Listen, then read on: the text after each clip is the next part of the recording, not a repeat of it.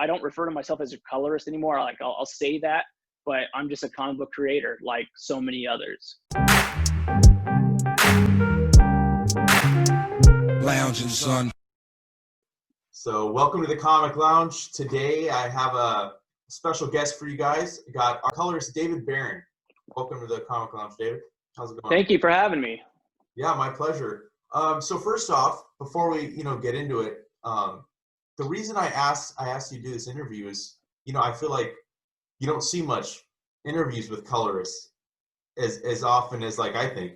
I just like I did an interview with an editor, and I again, another aspect of a comic book, the production of the comic book that I think maybe people often don't look at as much. I look at everything. I look at colors, letters, pencils, inkers. I like to talk to everybody that goes into making this stuff, So what do you think the most important aspect of the colorist job is? I think the most important aspect of a colorist job is the most important job to every other person involved in comics, and that's telling a story. So, I mean, that is the same for everybody across the board. If a writer can't tell a story, it doesn't matter how good his dialogue is. And we've seen writers that way, where they're all dialogue, no story. And yeah, you get some, witty banter, but overall the book is not good. It's just maybe entertaining, but it's not good. If you get a good script with a good story and you get an artist that can't convey emotion and tell the story that's written, it's again not good. So the overall job of a colorist is to follow the writer, to follow the art team, whether it's a penciler who inks himself, straight pencils, a pencil and an inker, is to tell a story that everyone's trying to tell. And everyone needs to bring in comics. Everyone needs to bring their own vision, and that's true to anything that is being creative. So if you have a movie or a video game, but we'll concentrate on a movie, you have a movie and the director is telling everybody what to do, it gets really, really stiff. An example of that is a phenomenal, creator in George Lucas, where episodes 1 through 3, granted, my son loves those movies and finds them highly entertaining. Most people of my generation find them very stiff. Talented actors like Liam Neeson and Natalie Portman become really bland because he put so much of himself into the way they create, and out of respect, they in turn follow suit, and you lost some of that edge of what creativity is. And comics is no different, where if I don't worry about bringing myself to the story and really thinking about what story are others trying to tell and what can I personally bring to it, it becomes a very bland thing. And that actually happens all the time, especially with artists, colorists, and letters. Sometimes the editor is so invasive, or the writer is so invasive, or even the artist is so invasive over the people that follow them, that you actually get a very bland creative workflow from them. And so it's very important to, one, as a creator myself and a colorist, to overcome that emotion and never give bland work. Always try to bring something to each page and to each story, where as a writer and creator, when I have other people follow me, I try to guide them for story only, but let them bring the talents that they have to my story, because it no longer, as soon as comic books pass over to hands, it's no longer their story. And I've had this conversation with the writers that I've worked with before that think that it's their story, and it's not. It's our story at that point. And that's why, really everyone's name, should be somewhat credited. Now, granted, I definitely am fine and A-okay with the tiers of crediting, but in comics, it's everyone's story. So to answer your question, and the most David Barron possible long-winded answer ever, it's to tell a story. Yeah, you mentioned being credited. That's more recent, isn't it? Over the last few years, where the colorist is on the cover. I remember when I was a kid, you didn't see the colorist credited. It was writer, pencil, inker. From what I remember. this is my 26th year in comics. And it actually has gone like this, of no colorist credit to I got a ton of colorist credit on the cover, to no credit, to back to credit. So it's actually kind of done one of these, type of things. And right now it kind of seems at an all-time high for colorists, getting credit, where I've been credited in interviews and in reviews and just on books where the inker on the book didn't. And I was like, whoa, how do we leave off so-and-so? Where some people now are not really understanding the value of an inker, because there's so many artists out there now, especially gone digital, that ink themselves because of the tools that are out there. So when I worked with Wildstorm, which was Jim Lee's company, back in the day, colorists got cover credit. We had our names on the cover. So when I worked on the books, Planetary, Authority, Global Frequency, with Mark Miller, Warren Ellis, all those guys, my name was on the cover.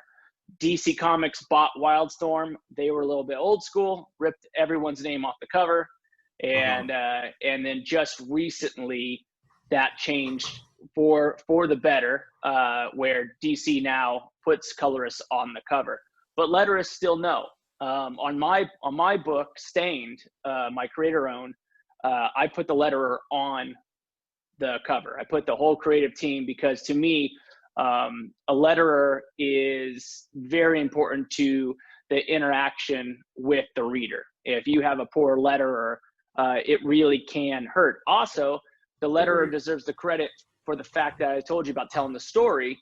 It's his job or her job to tell the story through their craft. So if it is, poorly done, you're not gonna have a good read. So unless I'm telling the letterer exactly where to place everything, exactly what size font, exactly what this is, they deserve their credit as well. Right, and not to pat myself on my own back, but I definitely credited you, I think, at Batman Who Laughs when I reviewed it, because that book, just everything was like it hit the mark. Snyder, Jock, you, I can't remember. I hate that I'm saying this, but I can't remember the letter's name. I was trying to Google it. He's great. Yeah, Sal's great.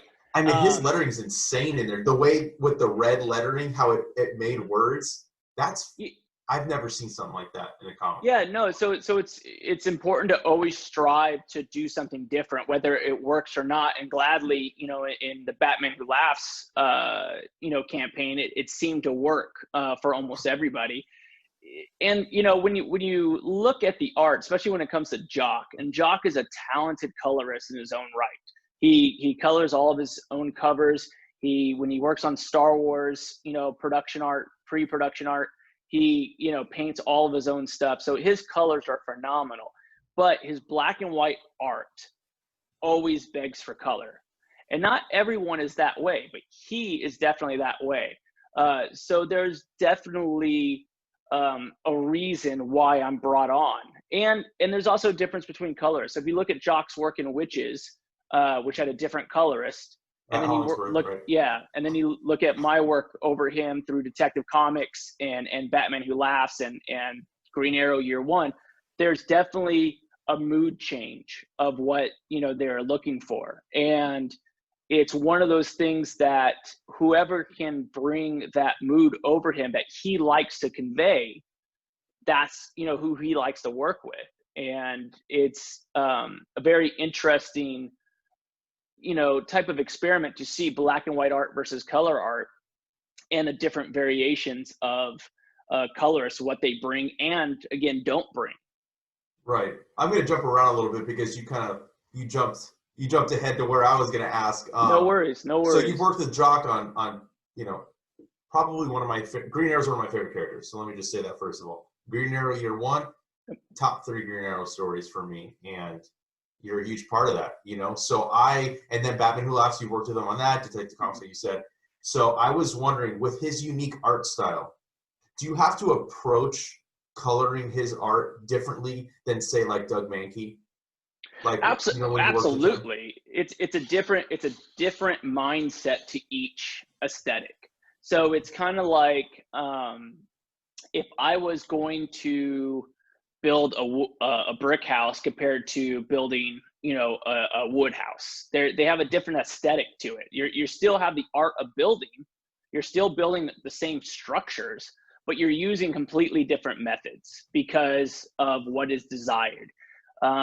So your mindset's a bit different. Doug, you know, has more capabilities for rendering, where if you over render Jock, you are absolutely changing what Jock's style is, what he prefers, and you get a lot of cues from his covers. Having seen his covers should give every colorist a cue to how he likes his art to look. It shouldn't be like, well, that's not me, so I'm not going to do it that way. It should be like, I see what you're trying to do. And if you look at like his most famous cover ever, which is Detective Comics 881, the Joker, big smile, bats for eyes. Right. That's a flat cover. There's no rendering in that cover. And it's one of those things where the more you render Jock, the less it goes. So going back to Green Arrow Year One, when I first got his request to work with him, he saw my work on Global Frequency, and he saw the Tom Coker storyline that I colored, and he thought it was absolutely brilliant, new, unique. He's never seen coloring like that.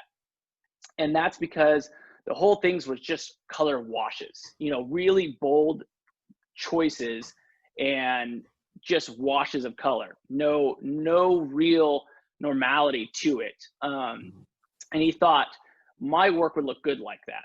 You know, he did, you know, 2000 AD before that. He did, you know, some other little, you know, tiny things, and not so tiny. Losers is not a tiny book.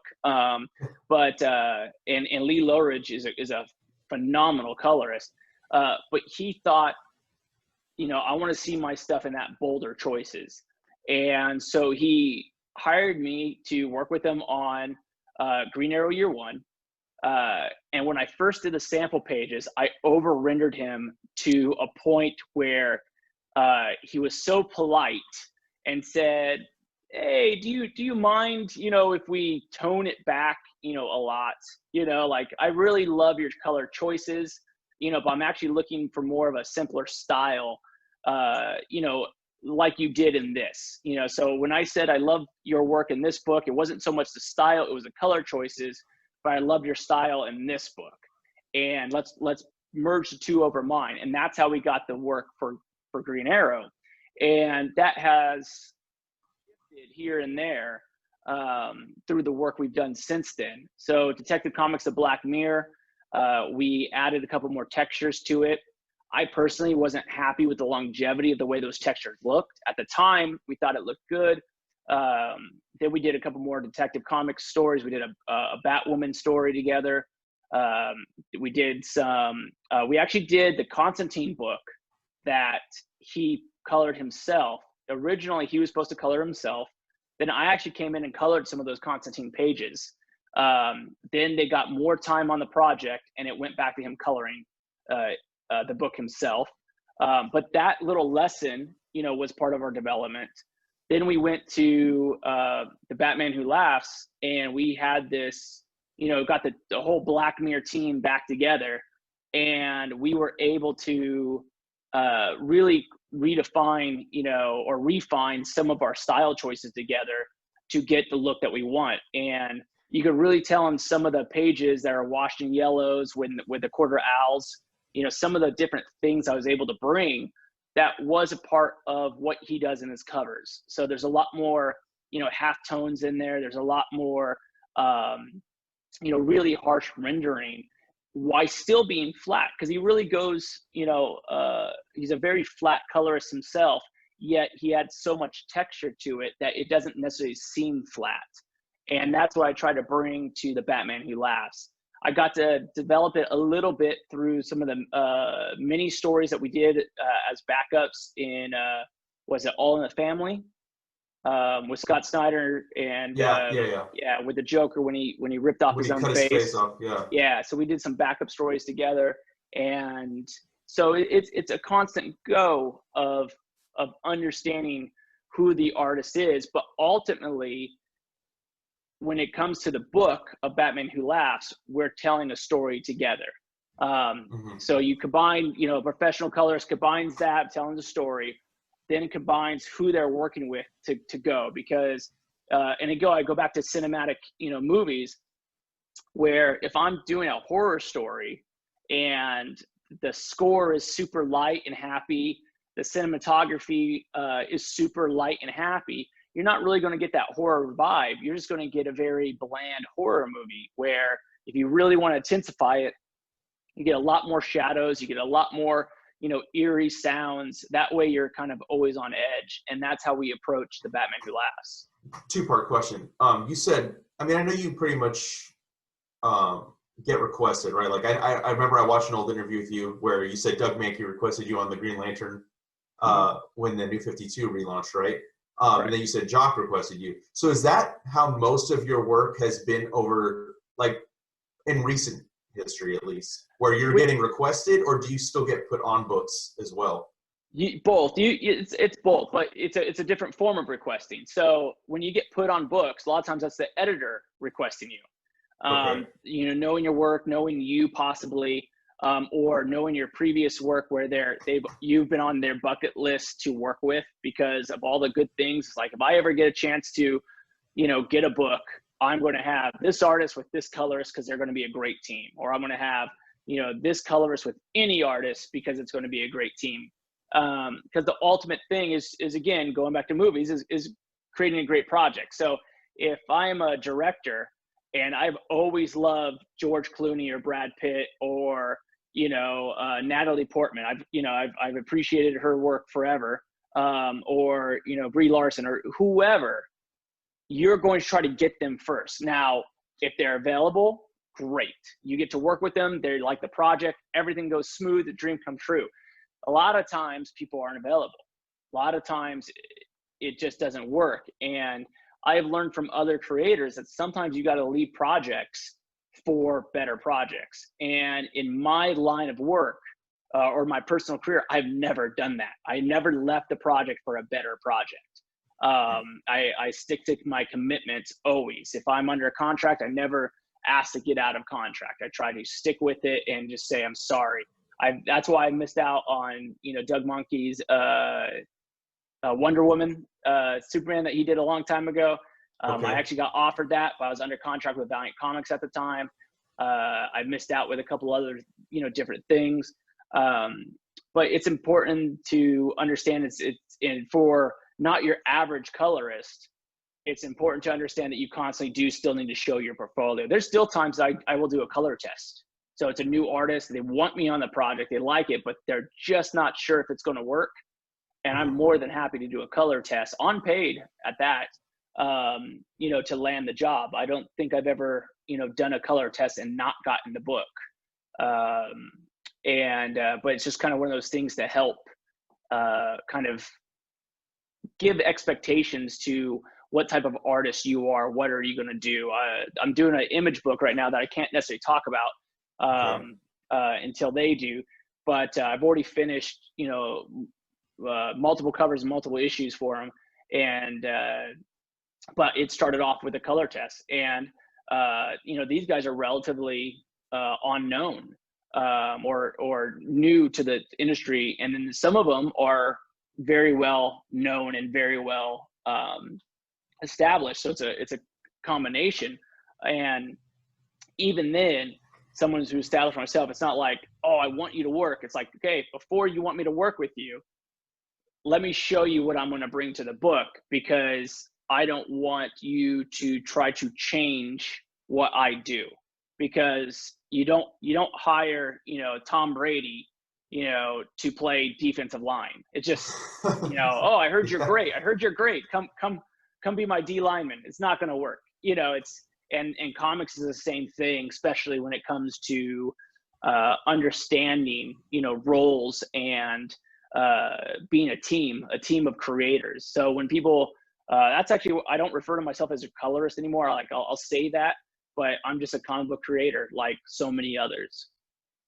Can you, I mean, I'm a color test, right? I mean, I think it's kind of self-explanatory, but can you talk a little bit about what exactly a color test is? Because I mean, I've heard it, but I've never actually been able to ask somebody So exactly what it entails.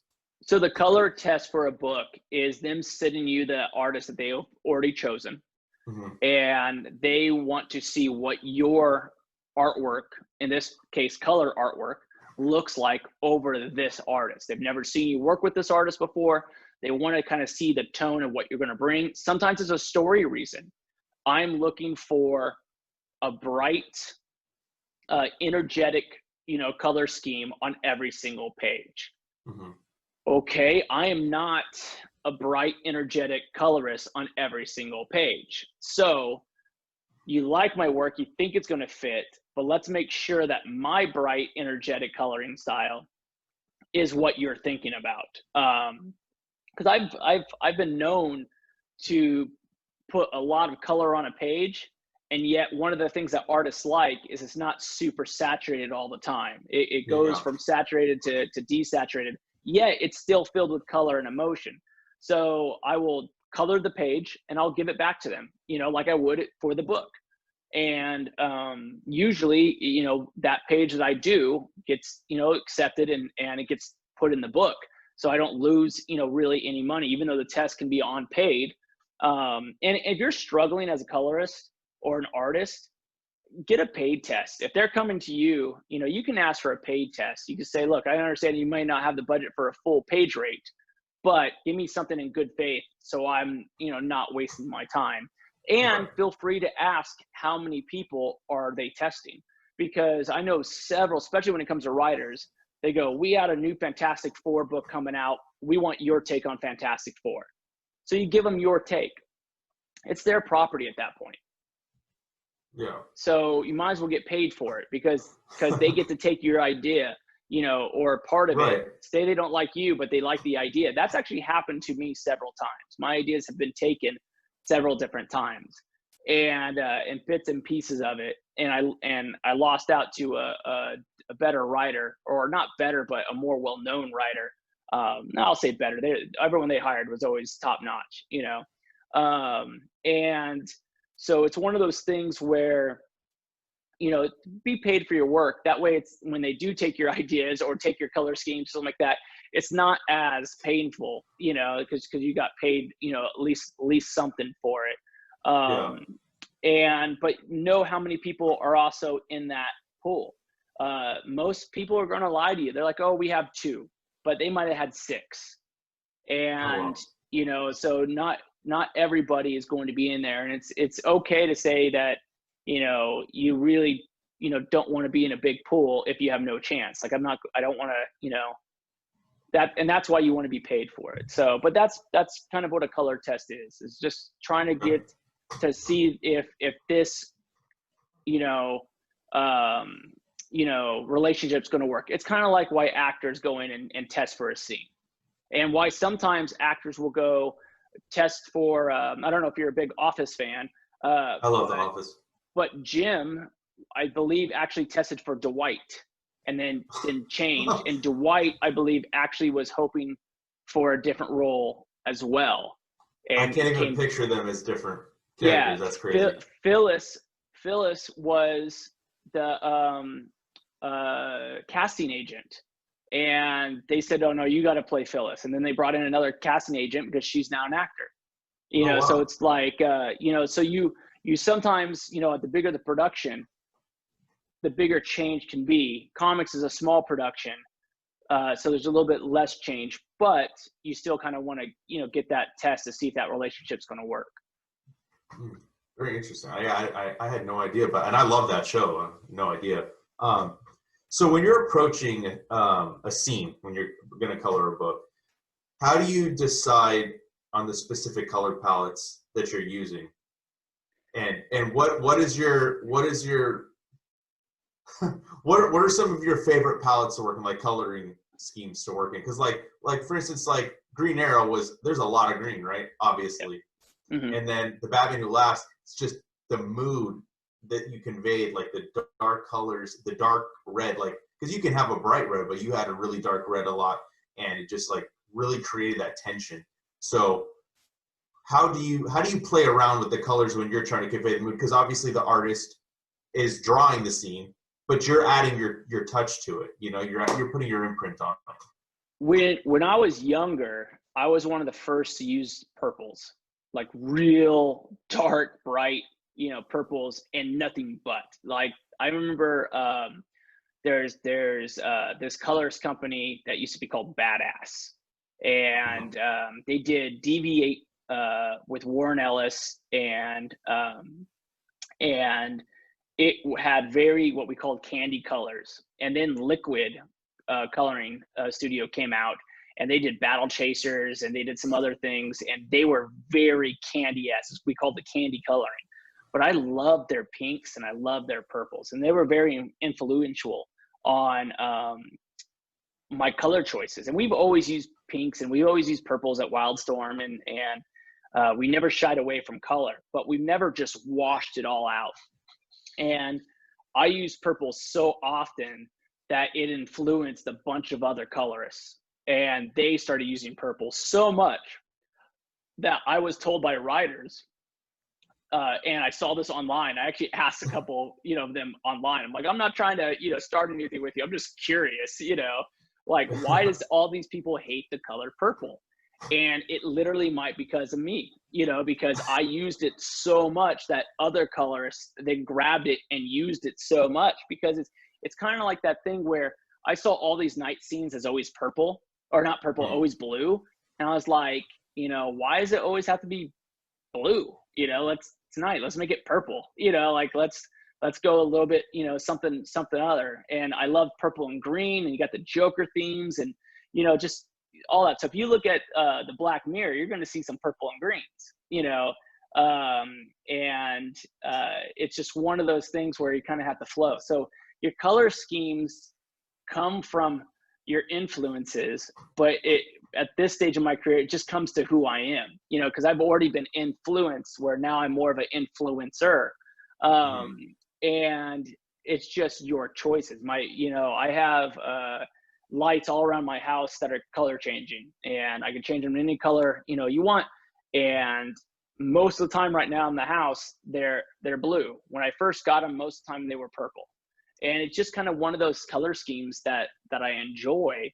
And if it can convey the story. The other thing is, it really, when you wash a lot of things out in purple or blues, it really pops color off.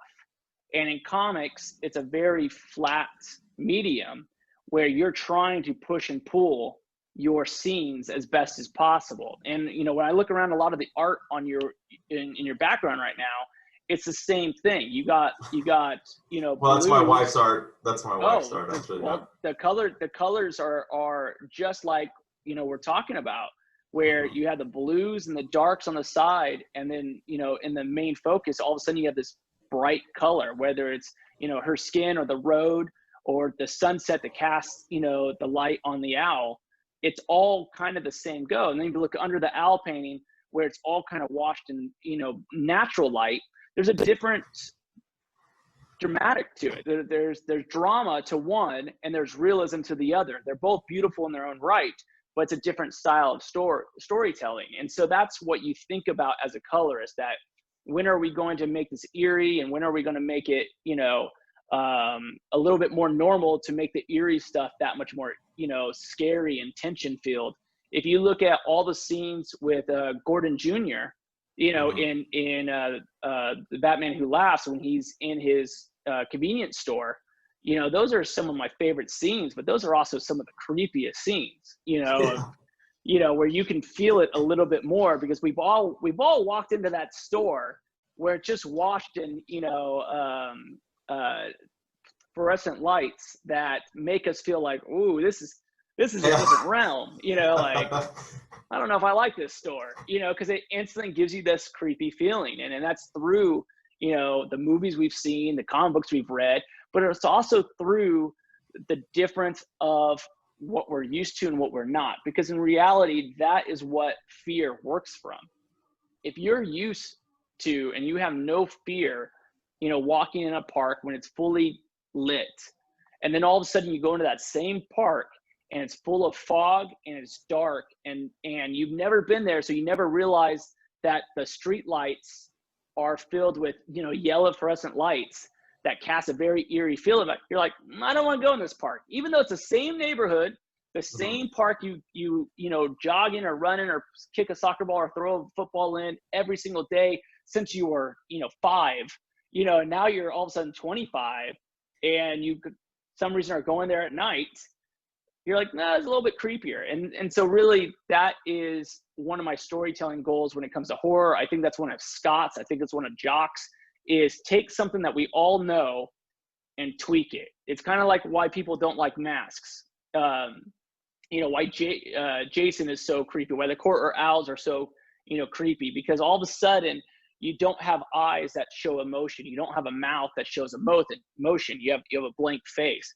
And so that's, one of the, tools of the trade to, spark emotion, and color's no different. So when you can make it normal and light, do it, because this is when you get to now switch it on the reader to creep them out a little bit. I love that. That's awesome, dude. So I know you said you also write, and then I can see behind you I think that's a canvas with the Batman who laughs. Mm-hmm. So what other mediums do you like to work in? I mean, besides writing, like, do you paint? Do you do anything like that, like traditional? So my work is so heavy, thankfully, that I don't get a lot of time to paint. I got my new travel easel for Father's Day from my wife and son, and because I did a couple paintings during quarantine for some family friends, and characters I've never painted before, from it's not Avatar, or maybe it is Avatar. I don't know. My friends saw the painting, and when we're on a Zoom call, and they're like, "Oh, what's that? Character? I want to say like Naratu or something. I don't know." And so I painted this picture, for them so they can hang on the wall. And I used to paint all the time in my younger days before I was, married with a kid, and I haven't painted since. I think that was my first painting my son has ever seen me do, in terms of actual painting with brushes. And so they got me an easel because, they saw how much fun I had, and she knows how much I used to do it. So I'm getting back into it little by little.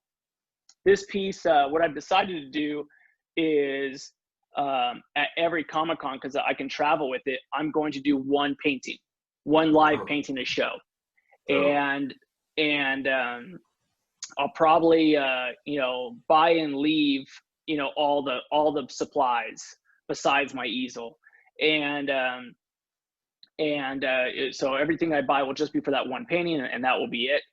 And this painting right now is going to be for an online convention that's coming up July 11th, I think it is. They can find all that info in my Instagram and probably Twitter. But this painting will be painted beforehand, but it'll be sold, at that show. And then I'll probably, like I said, maybe do one a month, one a show, things like that. But most of my painting or hand drawing comes on blank covers or inside books for people. Let me grab one. So at the show, there'll be, like this hardcover. Mm-hmm. And then I'm trying to give people the con experience, so usually at a con, you ask me to do a sketch in it, and then we do a sketch in it. God, so damn. Yeah. What did you use for that? Is that just a marker? It started out in pencil, and then this is done with metallic Sharpies. Dang, dude, that looks dope. Yeah. Thank you. So, this will also be on the online convention, because usually you come up to the book, or I'll have a couple of these, and you'll ask me to do a sketch in there. And so the online convention, I'm trying to do as much as I can that will be the same as, a real convention. But most of my, artwork, like I said, if it's on a convention sketches, it's on the computer, working with other comic book creators. But it's nice every once in a while to get back to painting. Like I said, it's been a good, 10 plus years since my last painting. So that first one was pretty good, and I'm looking forward to do a couple more. Yeah, that's dope, man. I think your fans would love, and I would love. Maybe throw up some like videos as you're painting. You know, maybe some time lapse stuff if you can get it like filming. That'd be pretty dope to see, or I maybe would just like the steps. I would love to do that, but yeah, chances are it's just going to be like little steps, little, Yeah, it yeah, won't, I yeah. don't know if I can do the whole time lapse, just for the fact that, usually when I paint, it's either really, really quick, or Hmm. it's, okay, I just did, a half hour here, and then in 2 weeks, I'll do another half hour, like Okay. it's one of those type of things, just because of the workload and my family commitments. For me, Right. family is always number one, and whatever they need, my painting can come after. All right, cool. Yeah, I was just going bait like my lady, dude. She'll like bust one out. Like I'll go to work, I'll come back in like 5 hours or whatever, 6 hours sometimes, and it's done. And I'm just like, Yeah. what the fuck, dude? That shit's crazy. Um, so while this interview, I wanted to focus mostly on coloring. Hmm. Um, do you want to talk about maybe some of your writing and how you get some of your creative juices flowing differently when you're writing or drawing as opposed to when you're coloring? Like, what's the mindset? How is it different? um, there is no difference, I'll tell you that much. When it comes to me creating, there is no difference. I think that's part of the reason that a lot of people, who have read my work, really enjoy it as much as they enjoy my coloring. And I've had people tell me they don't know if I'm a better colorist or a better writer. That's how much they've enjoyed it, because it takes the same amount of work to do both. It takes the same understanding of telling the story. The process is different in the sense that, just like when I said building a house with wood or building a house with stone, the process is different, yet the overall goal is the same. We're building a house. So the overall goal when I write is still to tell the best story I possibly can. Um, I I would say that the type of writer that I am is purely story based. It has nothing to do with caring about, giving you a proper, novel. It's not Mm-hmm. that. It's a job. I do give, descriptions to my artists of what I'm looking for. With that said, as we talked about earlier, it's up to them to take it or leave it. I'm trying to paint them the clearest picture I can without pinning them into, something that's going to give me back bland work. I want them to feel creative as well. I want them to add to the story. I give them complete stories, so I don't work, or I have not yet had to work, where, I give them an issue, they do an issue. Okay, here's the next script, and so on and so on. I give, them the complete story. So, and if they haven't had the complete story with all dialogue, they have the complete story with all outlines. So they know what's going to happen at the very end. That way we can lead into it. So my last book published is called Stained. It was published by 451, and it's a small publishing company that's actually a multimedia company. They're, one of their big partners is Michael Bay, the film director. They Okay. do toy lines, they do movie productions, they do all these different types of things, but they're a smaller company.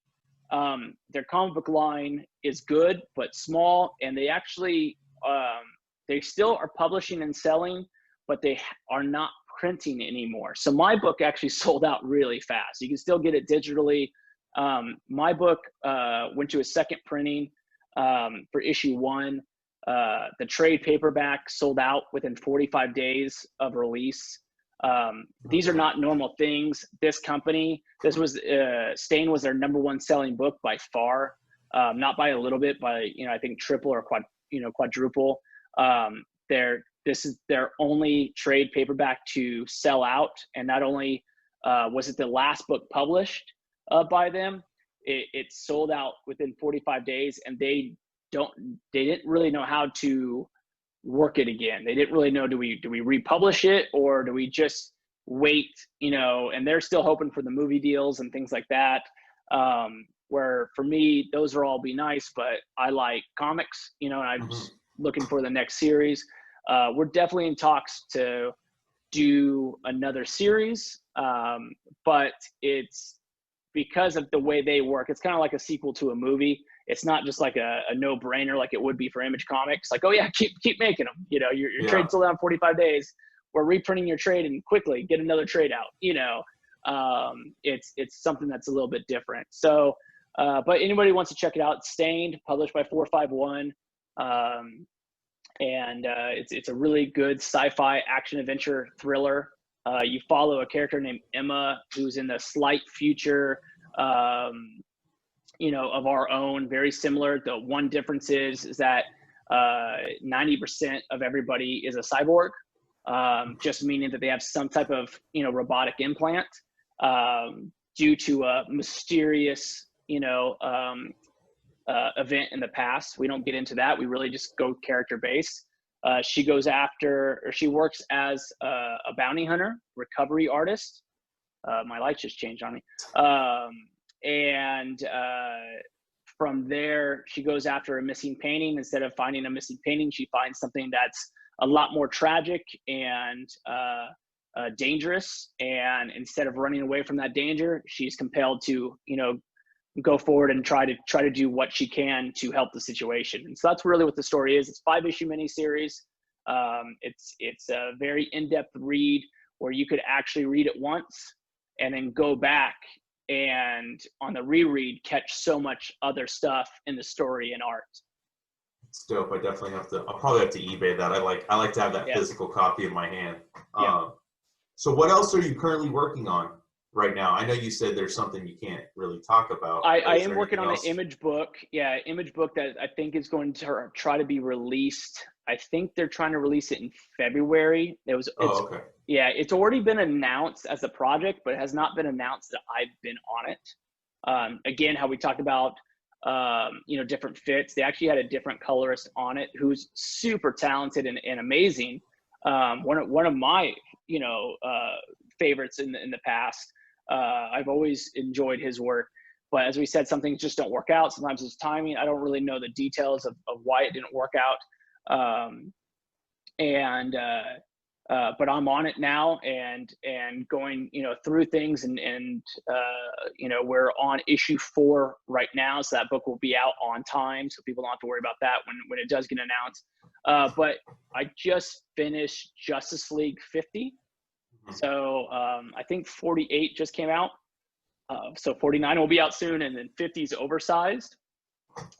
We just finished a couple smaller stories with DC. The current thing that people can find my work on in the future after Justice League is the death metal cover series.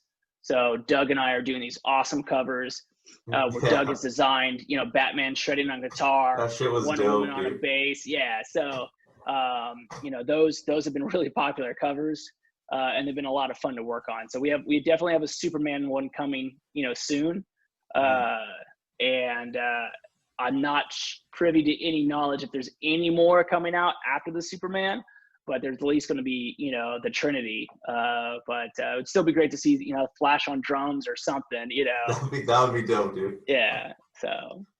And then before we get out of here, is there anything you want to plug where we can find you on social media, maybe your website? So my website is firedice.com, FIREDICE.com. You can contact me there. You can order sketches there. You can buy books, posters there. You also get to see all my Comic Con appearances when they come back, you know, alive. And you can follow me on Twitter or Instagram. Both handles are the same at myzombies. Or not .com, just myzombies on Twitter and Instagram. I post only comic book stuff. I don't do anything else. I used to post a lot more family, a lot more about myself, a lot more, you know, just about the world. But I figure for me personally, I'd much rather give people an outlet with my social media. So when you go to any of my social medias or any of my websites, it's pure comics or art related things that I've done. All right, cool, man. And thank you again for doing this today. It was a pleasure doing this with you. I'd love to do it again sometime in the future. Absolutely. Thanks for having me on. lounging, son.